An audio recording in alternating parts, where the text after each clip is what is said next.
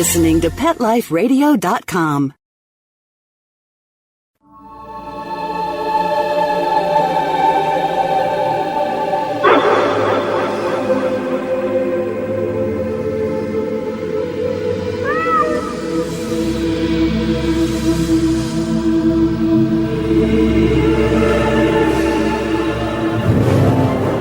Hi, everybody. My name is Brent Atwater. I'm the animal medium, and this is our Pet Life Radio Show. We welcome you today, and we're going to have a very interesting subject. You know, when pets die, there is also a lot of pain and grief and guilt. But one of the things that people have sometimes is just, I don't give a expletive, anger.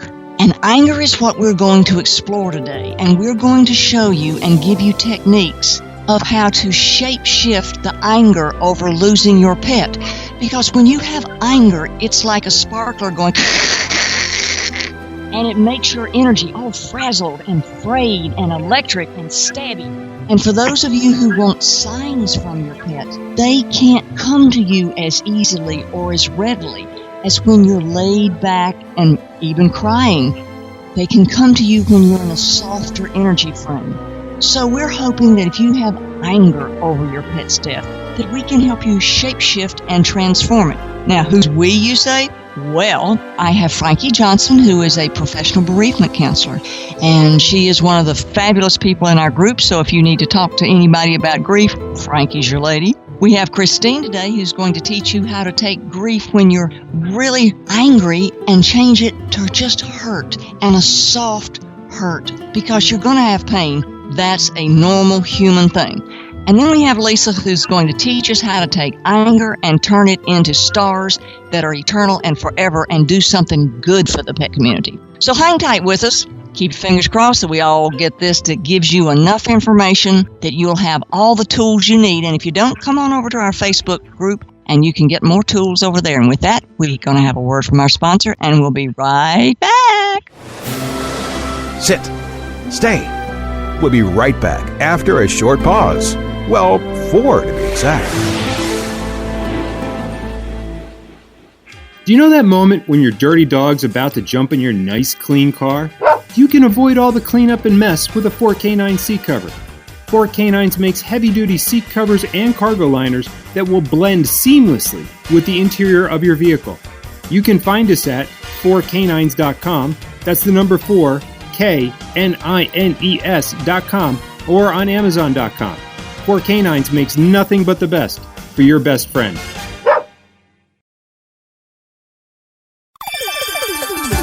Let's Talk Pets on PetLifeRadio.com. We're back, and get that pencil out so you can write down and listen to what's going on, because did you know that there are really 5 stages of grief, maybe even a few more?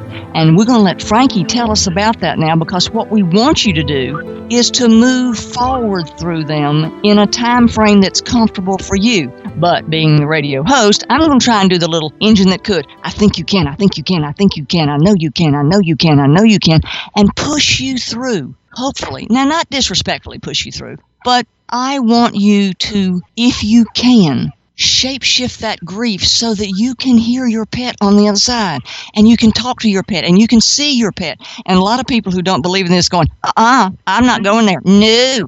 Hey, just consider it. Go over to our YouTube videos. We got a bunch of them.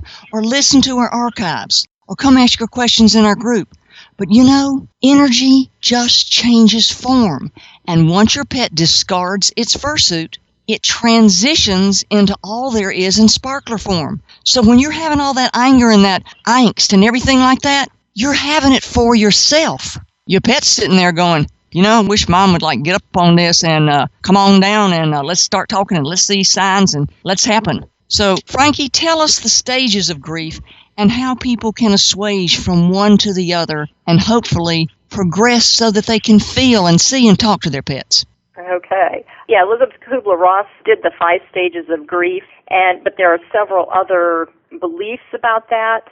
And I like to call them, rather than stages, they're things that you go through because you go back and forth through them. You don't really go through them in any order. And you can come back and forth and you can get stuck in one and you would think, I thought I already dealt with this. But sometimes you go in and out. According to Kubler-Ross model, it's denial stage. In the beginning, you try to avoid the inevitable. Now, can I add something there that you did that taught me so much? You even taught us that there was such a thing as anticipatory grief while you were watching a dog that had passed away. And Christine is a end-of-stage life pet person, and that's her specialty. And so for her clients that are listening, tell us about that anticipatory grief, which I just didn't even know existed, but is also prior to all the stages that you're even listing. Mm-hmm. You go through all the stages while the pet is still alive. Really? You are denying it. You're denying it's going to happen. You're trying to avoid the inevitable. Really? The anger is the next stage. You're angry because, the part of you knows it's going to happen. And you do the bargaining. If I do this, God, if I do this, can I keep my pet? I'll do anything. Just let me know what to do. You're already going through depression because you are feeling the loss of the pet, knowing that the pet is going to transition. And then the acceptance stage usually isn't part of that. That would come after the transitioning because that's finally finding your way forward through it. But the anticipatory grief, you go through all those different things before your pet actually transitions. Now, when you have the anger stage, what is what you would call anger versus guilt versus actual grief? Because that's such a fine line. And people go, well, I feel so guilty about this. And folks, there is loads of our YouTube videos on that, and check back in our archives here. We have some wonderful podcasts on that, and we also have them about guilt and specific grief tools. So what is that fine line between those three? Okay. I am of the belief, from what I've experienced, read, and researched, that anger is not an emotion. Anger is a product of an emotion. It's a feeling. It's a product of your feelings. Feelings are masked by anger. It's easier to feel anger than it is to feel your feelings. So what you're saying, it'd be easier for me to stomp around and say, my neighbor killed my dog. I hate the fact that he killed my dog, rather than saying, oh, my heart is breaking because Fluffy is gone. And right. Because you have to don't own I have the feeling. right to have that anger if they killed my dog? You have that right, and it is healthy. I mean, if we start back at the beginning of what anger is, I'll go back to that in a minute. Yes, you have that right, and you need to work through whatever level of anger you have. But it's just masking the feeling. And okay, so you're telling me that it's okay. You're saying it's okay if I have anger in a situation like that, but I need to take that anger and work through to get down to the feelings underneath? Yes. What we do is if we remain in anger, that is protecting us from feeling. Oh. So it's like a shield. Yes. Guilt is just anger at yourself. Really? It's a feeling, yes.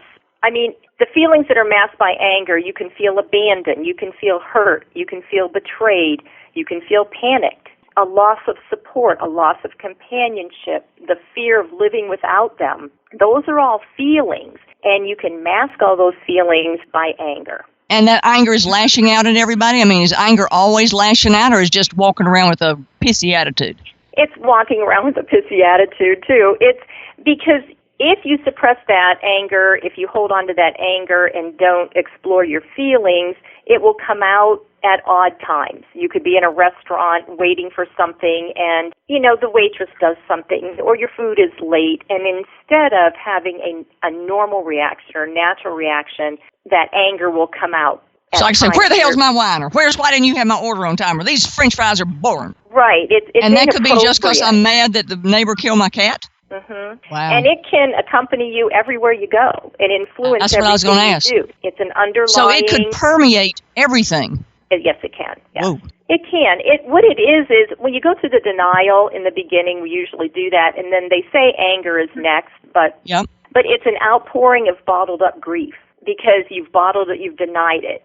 So then the next thing would be is the anger because it wants to come out. Sometimes it can seem uncontrollable. Like I said, it can come out really sudden at odd times, and you don't even know where it comes from. So that would be like when you're a snapping turtle about stuff, or you don't care. You just snapping at everybody's because I haven't addressed the fact that I'm really missing my pet that terribly. Right. You're stuffing it. And we can hang on to anger. Anger has payoff. I mean, it does. It covers up our feelings, our fear, guilt, longing, frustration, hopelessness. It covers all that up because in the beginning it's easier to feel the anger and kind of cover that up before we deal with it. Our brain's amazing. It gives us what we can handle. So that's why we go through this stage early on, because we really can't handle exploring our feelings right in the beginning. It helps us block out reality or circumstances of the loss. Really? We don't want to face the reality of it, so we become angry, like we're angry at the vet, or we're angry at the person, or angry at the sudden trauma that happened, because we don't want to face that. That our guts are just splattered all over everything. Yeah.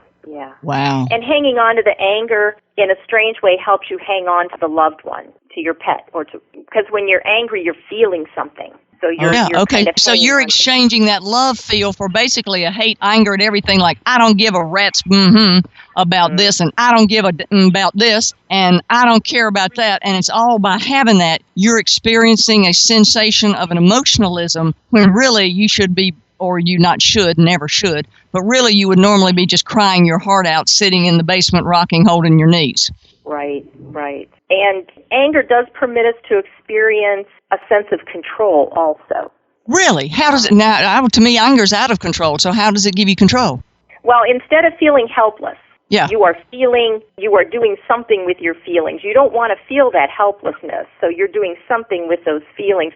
It gives you a type of personal power to go into anger. So you are feeling something, and then that's something you can control. Oh, I see. So like if somebody's a bully, or it's like, yo, bro, I'm in charge of this, and this is, and you're going into all that with just that fire, it's really because that anger is giving you a false sense of power of being able to handle a situation that your heart is really sad and upset about. Yes. Wow. It's kind of like, loss is like falling, when you lose something, someone, your pet, it's like falling into a pit, like you fall into this pit. And anger is an important tool of helping us climb out of that pit. Like if you picture a ladder rung by rung, little by little, we gain more control over our vulnerability when we express anger. When it comes out, we feel control. So, okay, then you feel that, and then the next time you feel a little more control. And when you lash out or you get angry, you almost feel justified in that, which equals a feeling of control. So, how long is it healthy to have anger? It's different for everyone, but short-term anger is very normal and very healthy, as long as you don't... Yeah, wait, what's short-term? For some people, that's 3 years. Other people, it's a lifetime. Well, I wouldn't say 3 years would be short-term. If you find yourself being angry, gosh, I hate to put a timeline on it, but I'm going to say months and months. Okay. You probably should find someone to talk to about it, like a professional, to see why you're stuck there. Because anger, it's like a form of flight from reality. You're not dealing with it. So if somebody has had a pet, a dog, cat, ferret, fish, doesn't matter, that has passed away, and they're like, they passed away at Christmas, and this is summertime, and they're still having anger over it, then that's sort of a sign that we need to know that maybe they ought to look at expressing their feelings and get some help doing that? Yes. Or, this day and age, there's so much on the internet. You can go on, and there's a lot of things about how to journal about it, how to work through it on your own at home. And if you can't, then you need to get some help. Wow. And, of course, they can always come to our Facebook group and talk to you and all of our other folks over there who've been through the very same thing. And we can all help you and want to help you shape-shift your heart and shape-shift the anger so that it becomes something that you can deal with and then hopefully embrace, and then we even hope to go further to inspire you to an acceptance where then you can talk to and see and feel and be aware of the living energy that your pet is on the other side. So with this, I think what we'll do is take a quick little break for our sponsors, and we'll be right back. Sit. Stay. We'll be right back after a short pause. Well, 4 to be exact.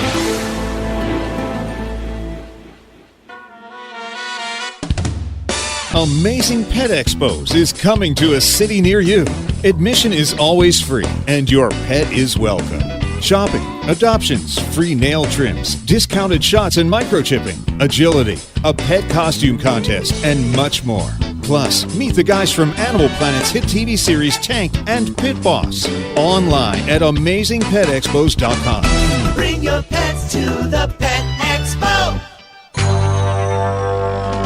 It's DesignerPetSweaters.com. Hand-knitted designer sweaters for your precious pup or cool cat. Beautiful couture patterns for your pets, including custom-knitted formal wear, casual wear, yachting, and even sports-themed. Many designer pet sweaters include feathered tammy hats, top hats, and a lot of sparkle. Each sweater includes leg loops, front paw sleeves, and leash opening. Visit DesignerPetSweaters.com to order your four-legged fashions today. Large or small, we fit them all. DesignerPetSweaters.com. Let's talk pets Let's talk pets on Pet Life Radio. Pet Life Radio. PetLifeRadio.com. We're back. Yep. Today we're dealing with anger, and we don't want you snapping at somebody. Do you know that if your pet passes, you even can snap at your other pets? I mean, there's no reason to yell at Bambi just because Fluffy passed away. But that's something you need to check on, because when you're angry, and it's explosive anger, even though Frankie has given us some tools, and get your pencil ready because she's going to give us some more tools, be very careful about taking it out on your other pets or taking it out on your family members, especially if somebody you knows, like we had on the news the other day, there was someone who burned their girlfriend's dog because they were angry, and they said, well, it's just a dog. Well, if you have anybody say to you, it's just a pet, well, I think that's going to ignite anger in any of us who are animal lovers. But if that occurs, just say, God bless your negative energy. I do not accept your premise, and move on. Just say, God bless your negative energy. I do not accept your opinion, and just move on. Because they haven't had the opportunity to experience the unconditional love that you have. But rather than lashing out at them, just feel sorry for them in a way, because they've never tasted what you've tasted. And that in itself is worth every bit of all the feelings you're having, although they might be packed in a package that we could, shape-shift a little bit. So let's get our pencil out, and Frankie's going to give you some ways to help shape-shift that anger package so we can move into another level. Okay. Well, anger rescues us from shock and numbness. We feel alive again when we're angry. We come out of that shock and numbness.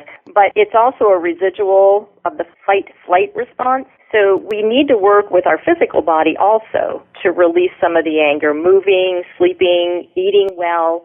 Tribal screams. Oh, wait a minute. This sleeping well ain't going to get it. I've been crying all night long for the past 5 days because Fluffy passed away, and you're trying to tell me how to change the sleep. I'm mad because I can't sleep in addition to being mad about my pet being gone. It's something to think about and work to, just to know that that's important. That if you're not sleeping well, how do you do? Well, that is different for everyone. Journaling is a great way to release your feelings before you actually go to bed. You mean like writing a letter to my pet? Writing a letter to your pet. And one of the things I even have here is writing a letter to your anger. And in writing a letter to your anger, you will probably find out the feelings underneath it. Ooh, say that again. Everybody sharpen your pencil and write that down. Say that again, please. When you are writing a letter to your anger, you will most likely figure out the feelings that are underneath that anger that you're masking. Wow. Those help you break down. If you actually feel a feeling, it's a sigh, it's a relief. It helps you break down. It helps you understand the anger. So that's a kind of a release if you can do that. And there are other things to do. I wouldn't do these before you go to bed, but during the day. The tribal scream. When my bear man transitioned, I took a pillow and put it over my face, and I screamed until from my gut out. People have done this from ancient times. The tribal scream, it gets it out of your body. Hit pillows, run until you drop. There's such a thing as drawing angry pictures. Take your hint, just scribble and draw angry pictures. Another way is recording your voice when you're angry and then listening to yourself, how you sound when you're angry, and thinking, it just it hits something in you. And you could ask questions like, what would I feel if I could choose not to be angry. Oh, now that's a good one. If I could choose not to be angry, what would I feel? Then experience the feeling. And if you say, oh, I feel hurt, or I feel betrayed, I'm afraid, and then you would think about, why am I feeling this, and what is it getting me? We don't do anything unless we get something from it. So you're saying even if I'm angry about my pet dying, there's still a benefit to being angry, but the benefit is more to masking me than to the people that have to get hit with it.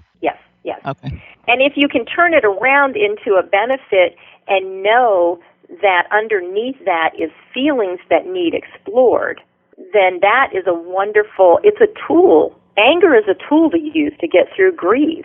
You know there's feelings going on. You just need to figure out what those feelings are, and then you find out what you're trying to accomplish with your anger.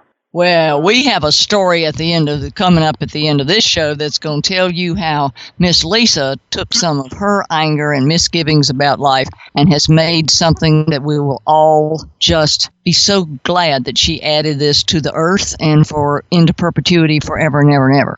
So stay tuned. Let's listen to our sponsor one more time, and we'll be back.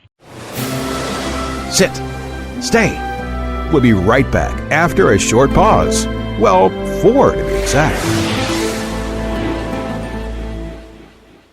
Calling all pet product manufacturers and pet experts. Let the public relations and marketing professionals at Whitegate PR get you featured in the news. I'm Dana Humphrey at Whitegate PR, and we have been specializing in pet product PR for over 10 years and can get your brand featured in the media, from TV to radio to print to blogs. You can find out more at www.whitegatepr.com.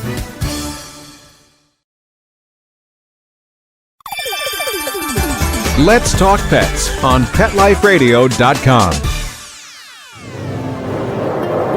Well, I don't know about y'all, but I am learning a whole bunch about anger that I didn't know. And I didn't even know that there were actual techniques to transform and shapeshift your anger, and that you can research them online. And I think it's really important to do that, because staying in anger is really going to keep you from connecting with your pet on the other side. And so if you really want to be a part of connecting to your pet, I think it's really a good suggestion for you to touch base with yourself and touch base with the anger, and then hopefully transform it so you can move forward. And we're going to ask Frankie to give you a sort of a little summation of what we've covered. And so you'll have little notes to write it down, or ideas about, journaling for yourself, writing a letter to your anger, and all sorts of things. And then we're going to talk to Christine, who chose to experience hurt instead of being angry. So, Frankie, if you'll give us a little summary of what we all can take and write on a sticky note and put it on our refrigerator door to remember, we'd appreciate it. All right. Anger is an important part of grieving and mourning. So it's perfectly natural to do it. That's very important. You need to go through it. You can't go over it. You can't go under it. You need to go through it. But it's how long will you allow the anger? Because if you're choosing to be a victim of your own emotion, then. So choose how to use the energy of the anger. How can you safely dissipate that energy of anger? And that changes your mindset into exploring or being curious about how to move forward rather than staying stuck. Wow. Well, we certainly appreciate you participating today and giving us all those tools. And if you want to talk to Frankie, come on over to our Facebook group. She's there, and she's available for professional counseling. And we sincerely appreciate her dedication to helping everyone move forward in life and taking their emotions and having a healthy, balanced following. So now we're going to move to Christine, and she's going to tell, she has this real fab dog named Winnie that was a part of her life and taught her a whole lot about life. But when Winnie passed away, Christine chose to focus on dealing with hurt and the warm and fuzzies and the good lessons that Winnie contributed to her life rather than being angry. So tell us about that, Christine, and thank you so much for being on our show. Yes, I will at least say, Winnie, that it was she transitioned February 6th of this year, so it's been about 4.5 months. That's still close and personal. Yes, it is. I did not really have anger, and there are 3 reasons why I feel I chose the hurt over the anger. Is she was at an older age of almost 17 years old. And I'll go in detail of all these in a moment. And the second reason is that I did everything that I felt humanly possible, and I'll get into those in a moment. And the third reason is all the lessons I learned that even during it I already was realizing I was learning, and soul growth. So the first one is, yes, she lived a very long, full, beautiful life, and even though she was getting very sick near her last 7 or 8 months and needed 24/7 care, I made sure she enjoyed each day somehow. I cared for her pretty much full time. And so I chose more of the sad. Of course, you have the emptiness feeling, the heavy heart. You feel lost, lonely. There's a huge void of having her 16 years. It's very hard to talk about. Well, we appreciate and admire your vulnerability and candor on sharing with us, because there are a lot of people out there who are listening who have just gone through what you have gone through. And by you sharing with us, it will allow those people to get through another day by listening to this podcast, what you're doing. So yeah. Thank you. Oh, yeah. The first 2 weeks, of course, were the hardest, and I just had family and friends during that. And after that point is when I branched off and looked into. I was having signs and hearing things and sensing Winnie, looking into what, is this real? What's going on? And of course, it's very real. And that is when I got onto your pet loss site. And then, of course, within a month or so, you get the book. And then I've now done a reading with you. And between all those three is why at 4.5 months later, I can get up every day and feel happy and accept that she's a living energy, and accept that her physical fursuit is gone, but I understand much more at this point. And don't you think that understanding is one of the things that if you understand why a pet has transitioned, then you have a greater grasp and less anger? Yes, definitely. Right, definitely. But I was going to go back to the reasons I did choose. I actually did not, I don't even know if once I really had anger because of these three things of her age and knowing I did everything of, not that I have to go in huge detail, but to prolong her life. I did everything from medicines of 6 different kinds of medicines. We did water syringes if she didn't drink water. I had to make special foods, 24/7 care, going to the vet. I think we went to the vet about every week for shots. I did 1 or 2 times a month blood work to compare panels. So when you know you have done everything possible, it is easier to accept also. And when you realize how much the dog or cat, whatever animal you've had in your life, has given you lessons, that they had a purpose, all that helps you accept it better. And do you think by the lessons that Winnie taught you that created less anger in your life and more thankfulness and gratitude? Yes, that's what I was going to get into. I feel blessed to have had her. I appreciate what I learned and was very grateful, had gratitude for having. Also, I feel blessed also for her age. I have so many friends and people I know that have lost dogs at such a young age, and I could see how someone can be very angry and not just sad, but I feel like fortunate to have had her from a large part of my life, and not everybody gets that. Well, but in a way, I would wonder if that would make you even more angry because you felt more shortchanged because you had her longer. You know what I mean? You had a stronger bond there to take away. I think it makes it harder because you have a longer bond in that the void is, you don't hardly know a life without her because of how long you've had her, but also she being a larger dog, lived to be almost 17. That's rare usually.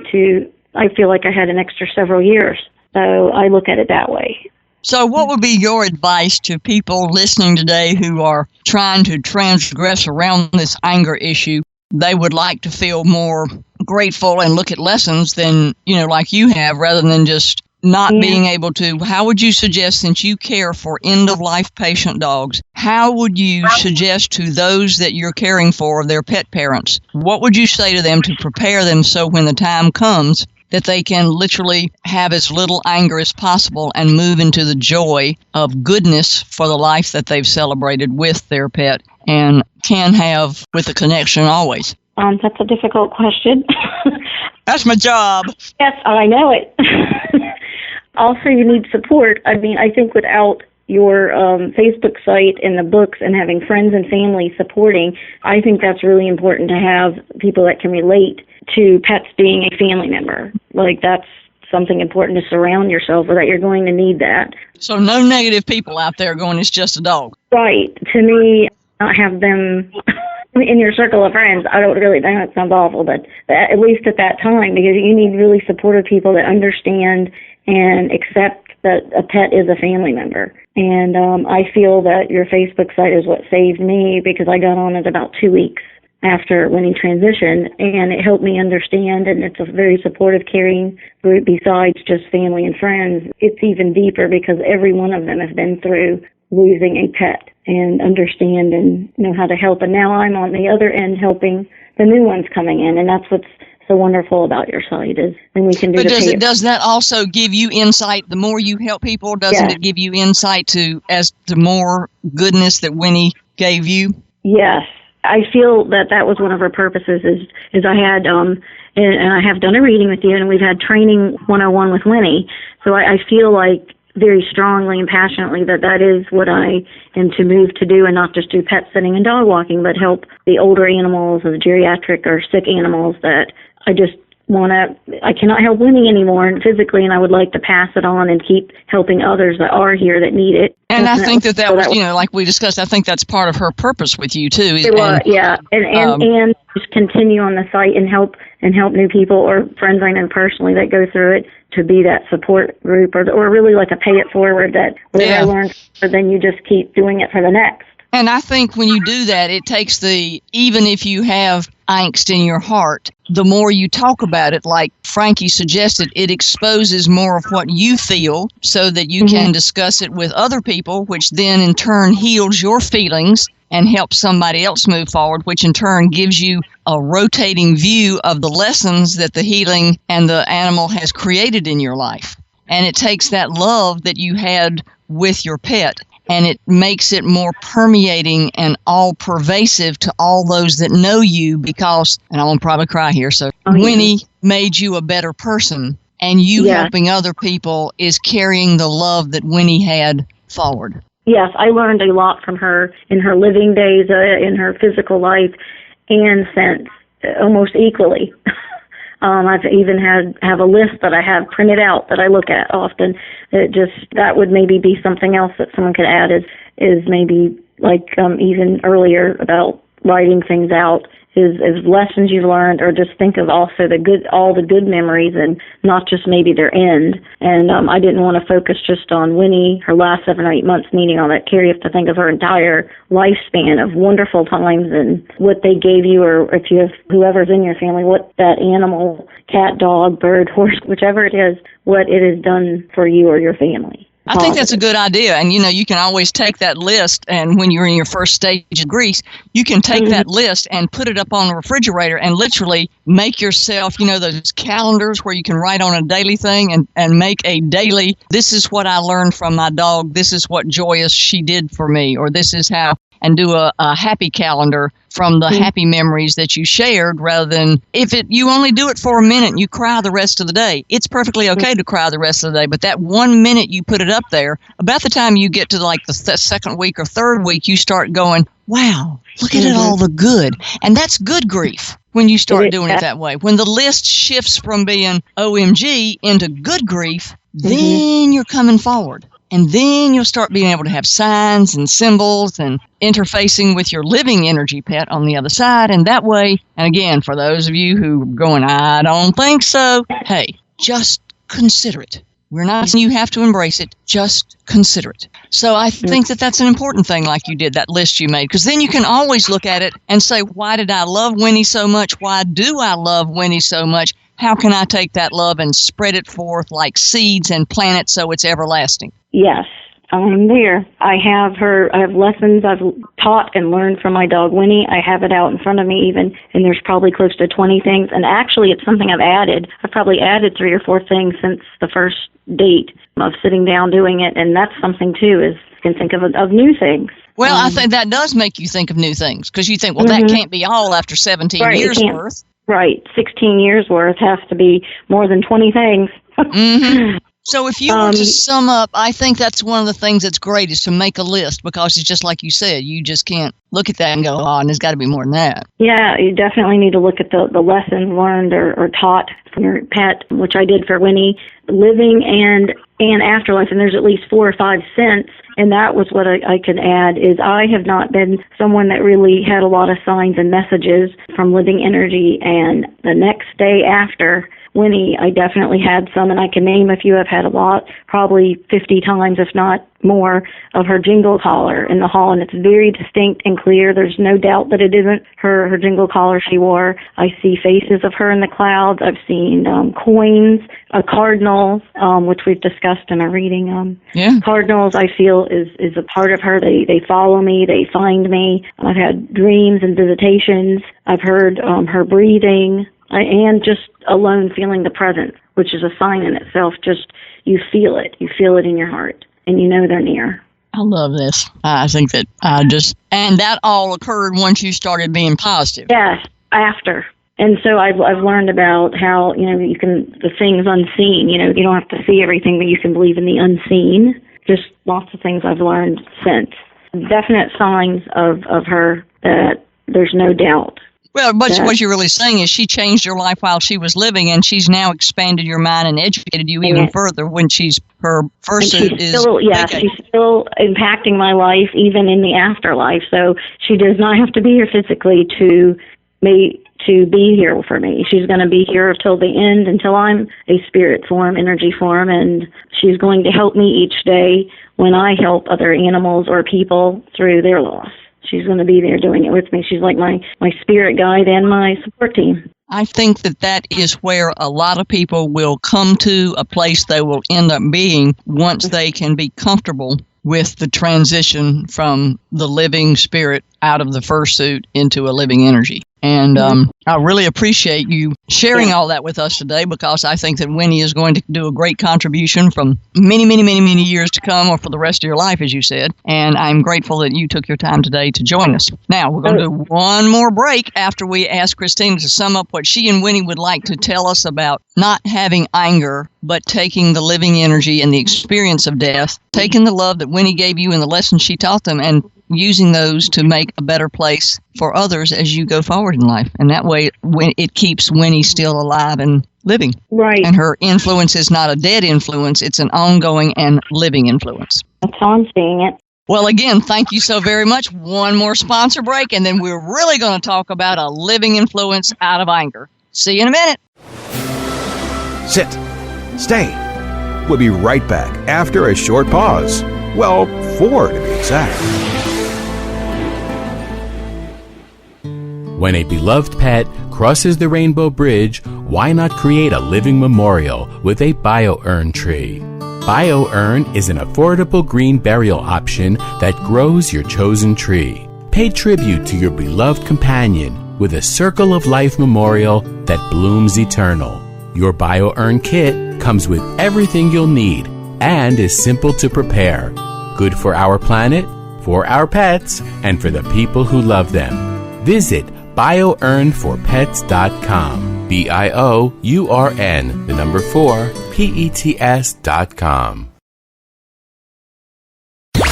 Let's talk pets. Let's talk pets On Pet Life Radio. Pet Life Radio. PetLifeRadio.com. Boy, I bet y'all are tired of going to a sponsor and coming back. But look, we got good stuff in between all these little sponsors there. And now we're going to talk to one of our sponsors, and you're going, oh no, an infomercial. No, this is not an infomercial. This is a story of taking anger and making living energy into perpetuity and love. And so I'd like for us to welcome today Lisa Brambilla, who is with bio-urn, and she's going to tell us about how she took her anger and changed it and changed the world of pet death into living energy, literally, and perpetuity. So, Miss Lisa, if you will tell everybody how you got from where you are to where you are now, I think it is absolutely fascinating. Well, thank you so much, and I want to thank you for inviting me to be on your show today. Let's start out with setting the precedent that I am a diehard pet lover, and I was the kid always coming home with the animal that needed a home. I was the one who found the squirrel that needed a home. I found the rabbit. I found the cat, the dogs, and my house was a revolving door of menageries of fur and feathers. And so I grew up loving absolutely every kind of animal I could possibly bring into my home and always wanting more. And so this passion for pets and this human-animal bond is something I've had since I was a child. And so as an adult, I found myself working in an industry that I thought I had died and gone to heaven because I was surrounded by pet-loving people in an industry that was all about pets. And I was as happy as a clam, and I really didn't think it was going to get any better. And then I got a phone call. And I had recently gone in for my yearly exam, and they wanted to see me again. And I thought, oh, darn it, that was awfully young. She probably made a mistake, and now I've got to do this again. Darn it all, I'm so busy. All right, I'll go back in. I went back in, and the long and the short of it was I had cancer. So that made me mad, but it made me mad because I obviously had to fight something. So I thought, okay, I'll put on my big girl panties and I'll fight this fight, which I did. But your anger there was it at yourself, or was it the fact that this was happening to you? It was the fact that this was happening. And that's like pet death. It's like it was the death of a part of your life and a way of being that used to be just like the death of a pet when it leaves Earth. That's right. A part of your life that gets snatched from you, and so you got a part of your life snatched from you. So what did you do with that anger? I went through 6.5 months of treatment with surgeries and radiation and all the other nonsense that goes along with the big bad C word. And fortunately for me, I had 6 little furry companions keeping me company throughout my whole ordeal, in addition to my son and my husband. They really kept me grounded, and they kept me focused, and they kept me positive. And you know, even if I had a bad day with the medications, the surgeries, or the treatments, I always had them to jump on my lap every time I'd sit down on the couch and cover me in love and reminded me of the big picture. So I thought, okay, you know, I'll get through this. And I did. I got through it. I returned back to work, and that's when I got the second surprise. And this was a job that I loved and lived for and spent 13 years at, and I poured my heart and soul into it. And upon my return to work, I was advised that I really no longer had the capability of performing my job. And I said, well, wait a minute, I had a mastectomy and now a lobotomy, I'm good. And they did not agree. So this wonderful career that I'd worked hard at the rug was basically pulled out from under my feet. I found myself over 50 with no job, highly unemployable. And according to them. Well, and according to everybody who wouldn't interview me for a job. You know, it was very, very difficult for me to get any attention. And I used to say, you know, I could set myself on fire looking for a fireman to put me out, and I could probably just fizzle and burn in the middle of the street. So I spent over a year looking for a job and could find nothing. And I finally realized that what I needed to do was create my own opportunity. And now we gotta align this now here. That's like when a person loses a pet. You have to create your own attitude surrounding their death. Absolutely, because, you know, you can sit down in a puddle of mud and feel sorry for yourself, and you'll look around, you'll be alone. But if you rally and you overcome whatever obstacle it is, and you make the best of it and you shine, then everybody around you will say, hey, that's pretty interesting.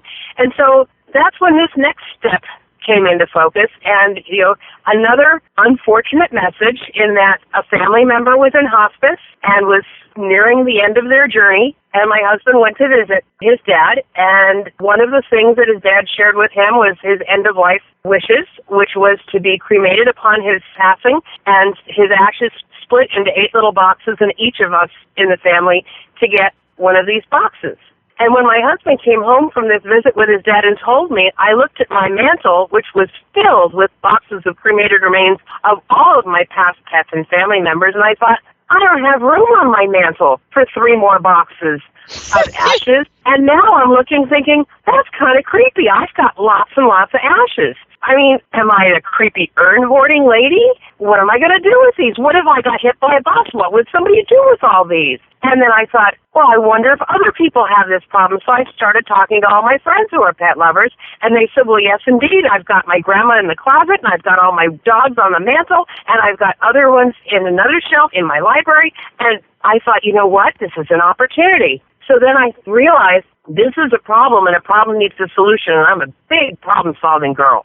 So I went to a craft fair, and I saw this Navajo basket, and I thought, that is something that could hold ashes.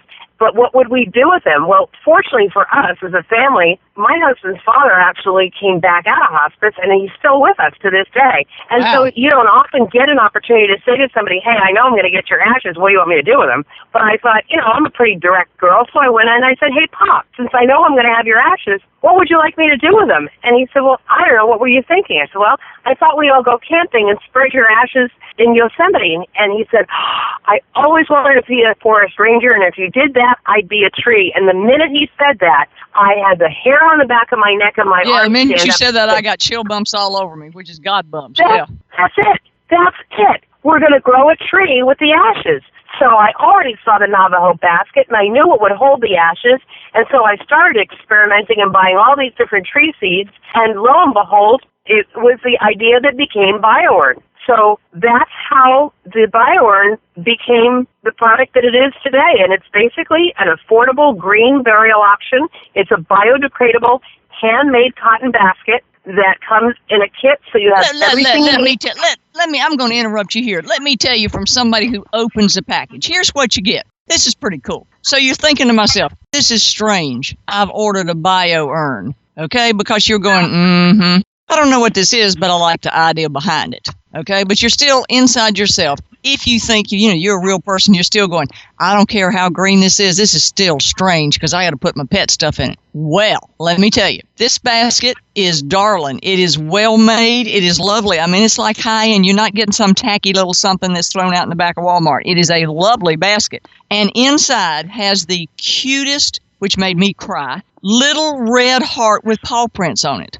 And tell us what that means for those of us who are opening our packages and going, wow, this is just way cool. Well, I have, each basket is hand-sewn and handmade, and I have a little red heart at the bottom of the inside of each basket, so I can send a little love to you through my product. I mean, because I'm thinking, when you think about buying something like this, the real world goes, well, But that just, the minute I saw with the little paw prints, I went, this is fabulous. I mean, I just, it did. It touched my heart. And then you're thinking, look, I don't want to have to be messing with my ashes and going out there and digging in a garden to put all this stuff together. And let me tell you, there is actually potting soil in here. And you're going, what? So tell people why you did this, because the first thing I think is I don't want to have to go dig out in my garden and get a bunch of dirt to mix with my pet.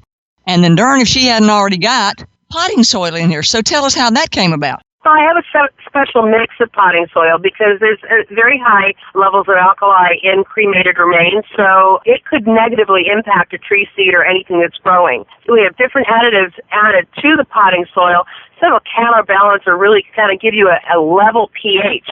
How long did it take you to figure, to get this special potting soil? Well, fortunately, my husband grew up working in a greenhouse, so he knows a lot about these kinds of things, and he's the brains and I'm the beauty of the operation. So I just think about every day I have him. But he was definitely the person who put that whole thing together and made that work for us. But we have everything that you need in the kit, and if you don't want to, I think that's important, and I want everybody to listen to this. I think this is really important because when you think you're ordering this thing, you're going, well, I really want to do this, but I'm not sure I really want to do this. I really want to do this, but I'm not sure I really want to do this. And then you think it's going to be like icky weird, and it's not. And even so that I don't have to go actually dig soil, I mean, it's just like, wow, this is way cool. It doesn't make your heart go, ew. It makes your heart feel like everything about this kit is respecting your pet. Yeah, we'd also include a cotton drawstring bag to hold a pet's ashes. So many people, they don't want to see the ashes, and every veterinarian that I work with says if you want to bring in your pet's urn, even if there's been a pet sitting on a shelf for 10 years, you can create a BioUrn memorial tree out of that pet. And you just bring the urn in, the pet will transfer the ashes into the drawstring bag, and that's the first thing that goes into the BioUrn before you put in the potting soil. And I'll tell you something that was interesting that I didn't expect when I created this product. When we created the video that we have on our website showing you step-by-step how to go ahead and prepare and plant your BioUrn. Tell us your website address so people can see it. It's pretty simple. It's www.bioearn and then the number 4 and the word pets. So it's bioearnforpets.com. Okay. And when we created this video, we used our dog Maka, who had actually been across the Rainbow Bridge for more than 8 years. And we used her ashes to go ahead and demonstrate the whole process. And when our son, who is currently 17 years old, when he was about 6, that's when we lost Maka, and that was his constant companion. And he and that dog were closer than peanut butter and jelly. They were 2 peas in a pod. And when she passed, he was absolutely devastated. And when we used her ashes to create the very first BioEarn tree that we filmed for our website, he was watching this with an unusual kind of a smile on his face. And what I didn't expect to see is after we finished filming that video, every time that boy goes out to the backyard to do his chores, the first place he goes is to Maka's tree, and he brushes away the leaves and looks to see how big it is, and he turns to look at me and he says, "Mom, look how big Maka's tree is getting." And instead of walking by her urn with a big grumpy puss on and saying, "I miss Maka," now he goes straight out to her tree and has a huge smile on his face. And so it is actually bringing him joy to watch a little piece of her still living with this beautiful tree that we're growing. We have a Chinese orchid tree growing in her memory. And that, if we can give somebody a little bit of joy out of all the grief that you have to experience out of losing a family member, then I'm all for it. But you know, something else you left out that I thought is way cool is you even have seeds in there to give me a choice of what I want to plant. Oh, I didn't even think of that, yes. We actually offer a wide variety of trees and dwarf trees and even flowering shrubs on our website. Yeah, because I got an azalea in here and a blue spruce. I'm going to pick the blue spruce and a crepe myrtle.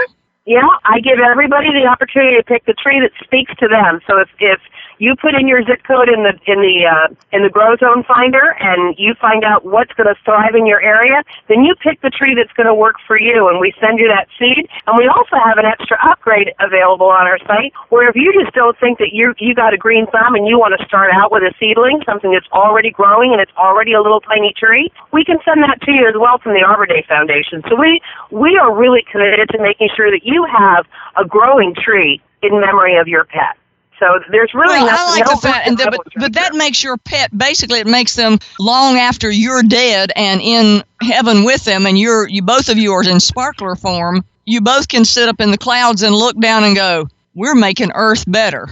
Absolutely. Our motto is BioEarn is good for our planet, good for our pets, and good for the people that love them. Well, I hadn't thought of that's pretty good. Now, how do you differ from other, if I'm going out here and I'm looking, how do you differ from other people who offer stuff like this? Well, the other products that we see on there, a couple of them are really for people, so they're much, much bigger and almost 1.5 feet tall, so you certainly don't want to be digging a hole that big. That's one of the reasons we offer dwarf trees and flowering shrubs, because there's lots of people that are either renters or they live in a high-rise and they don't have a garden in the backyard, so you can use a decorative planter and plant something that's in a nice little decorative pot and take it with you if you move or if you want to have it out on your lanai. But to speak to our competition, we've got a couple competitors that only utilize maybe a teaspoon of the ashes, which really kind of leaves you with the same problem of having this collection on your shelf. So This BioEarn accommodates the entirety of a pet's ashes. It actually can be made big enough that if you want to be buried along with your pet, or you have a family member,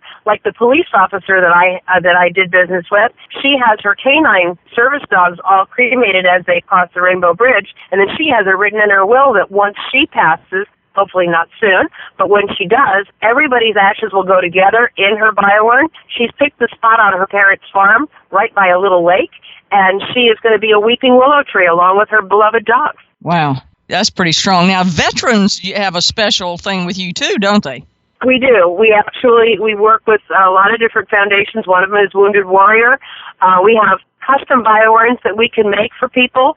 It's a small upcharge if you have a pet that has a special blanket, or if you have a family member that you'd like to get a BioEarn for, maybe an uncle who's a veteran. What we do is we wrap the cording that the BioEarn is made from in novelty fabrics to speak to that person's life. So if they were Irish, I can make it all out of shamrock fabric. If they were a veteran, I can make it out of red, white, and blue. If they were a USC alumni, I can use USC fabric. So if you visit my website or my Pinterest page, you'll see a wide variety of custom BioEarns. I made one especially for breast cancer, Pink Warriors, that is all covered in pink ribbons. So whatever somebody wants, I think I can meet that need with a BioUrn that will speak to their life. Now, is this what literally got you as one of the finalists for the Women of the Year in the pet industry? All this get up and go? Yeah, I think so. I'm kind of relentless. We won in the latter part of 2014 Best New Pet Product of the Year by Dog Fancy, which is now called Dogster Magazine. We auditioned for Shark Tank last year in June for Season 6, and we were asked to please come back for Season 7, so hopefully we'll be filming that soon. I'm a finalist. I haven't won anything yet, but I was named as a finalist, which I think is as good as winning.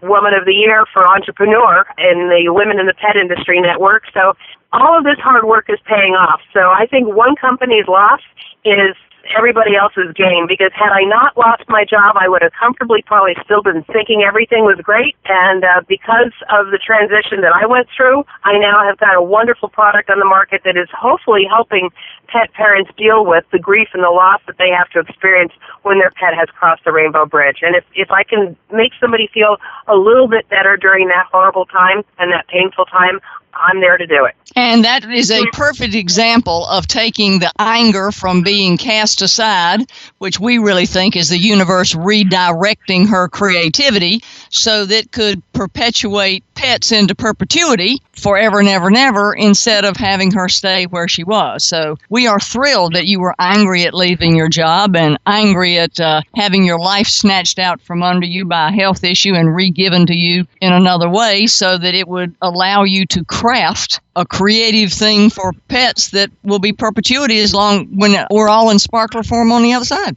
And I just think that's just like way cool. Well, thank you.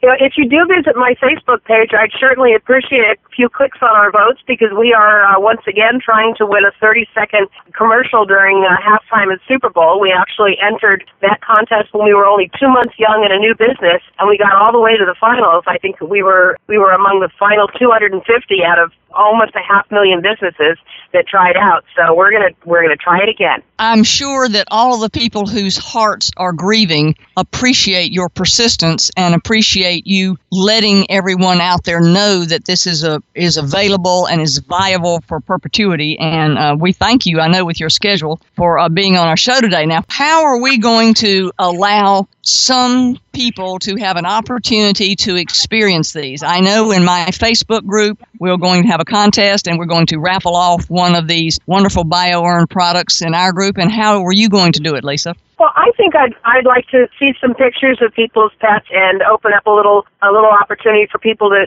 tell me, how they got through their pet's transition. Yeah. And I don't think that the best, maybe, I don't know, a picture and a story usually gets me right in the right spot. So, well, we will announce these on our Facebook page, and if you're a member of our Pet Loss group, come on over there, because we're going to raffle one off over there also. And we are just so grateful that basically Lisa got mad and changed the world with her product. So, and I think that just I